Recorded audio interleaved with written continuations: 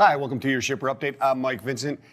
He's Anthony Smith, our lead economist. What's going on, my friend? It's Thursday, baby. It's Thursday, and that means one thing. It does. Initial jobless claims Yes, it updates. does. And so we What got happened? some news. You look. I see the smile on your face. Got some news. New pandemic low. All right. And so this is now going to be the lowest number since, of course, the pandemic began. And last week we were at 293. This week we were at 290. So slight downward movement. I'll take it. You know, it's nothing like Didn't go up to 300. didn't go up to 300. So we're moving in the right direction. So this is, like I said, the lowest number since March 14th, 2020. Really the onset of like that rapid increase before, you know, there's unimaginable numbers. We're talking over 6 million and such applying for initial jobless claims. Right. The number that we were seeing before that was right at 256. And so we're right there. We're getting there, aren't we? We are very close. So let me ask you this. It feels like we've broken, now we got 2 points underneath 300.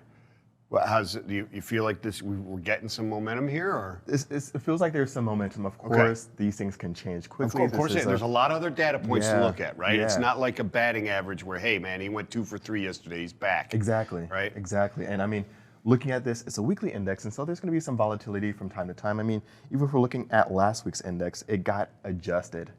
So there's a slight upward increase. Don't adjust this one. Leave Yeah, it. yeah, leave or it adjust under it 3. down. What do down? Adjust it down. 289. Yeah, a little better than expected Yeah, why or not? better than initially reported. So I love to see that there is some improvement here across the country. That's because great. We're looking at it, it's the consumer condition. Like you said, we have to look at all the reports, all the do. data points. We have to look at unemployment rate. We have to look at continuing claims, which came down. The previous week's level was revised down. And so we're seeing some downward movement on the 4-week moving average. So it's good news all across the board.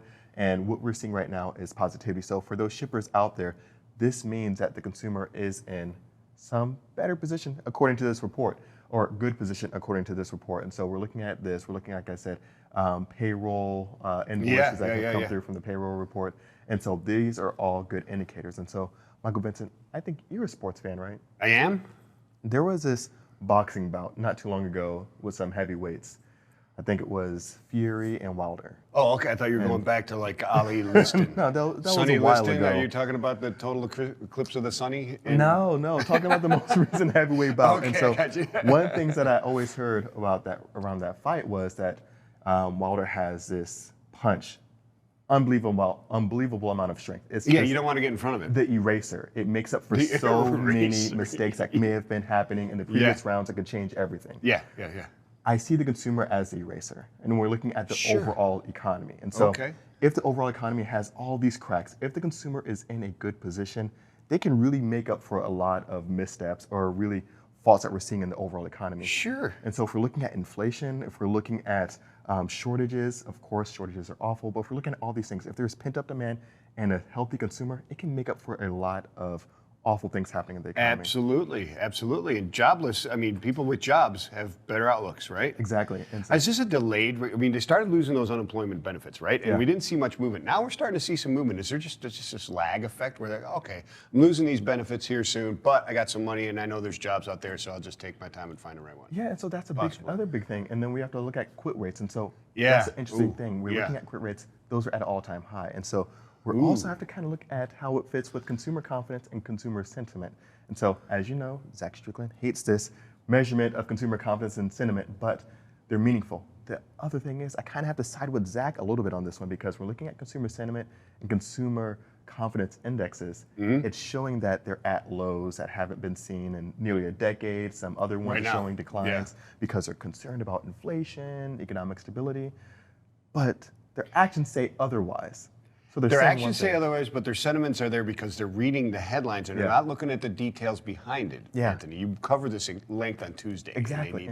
They get pounded with the headline. Oh, nothing's on the shelves and inflation's through the roof, but they're not reading through the rest of the stuff. Exactly. Right? But the big thing is how they're feeling is one thing, how they're acting is a whole other thing. And so right now, they're acting confidently. If you were unsure about the economic environment, how You wouldn't be quitting. You wouldn't be quitting your job. You wouldn't be spending your money. The savings rate wouldn't be coming down. So their actions are showing otherwise. And overall, for a shipper, for a producer upstream, this tells us that the consumer is confident in a good position, confident according to their actions, maybe not according to the polls and the reports and things like that. Yeah. But really what we're seeing is, and what we have to go by is what's happening with their actions in real time. That's really interesting. It's really interesting. And the quit rate going high is very high, right? Like you said, high is a historic high. And since we've been tracking but since we're down to 2000. 293, which is so that quit rate, they don't show up in unemployment claims, right? Most people who are quitting, they're just quitting because they're getting another job in like a week or two. And it's not popping up here. They're never going to unemployment, right? Exactly. So that's another good sign, and that really kind of smooths out the equation of consumer sentiment or consumer stability. Yeah, absolutely. Thank you so much, Anthony. We'll catch up a little bit later in the show.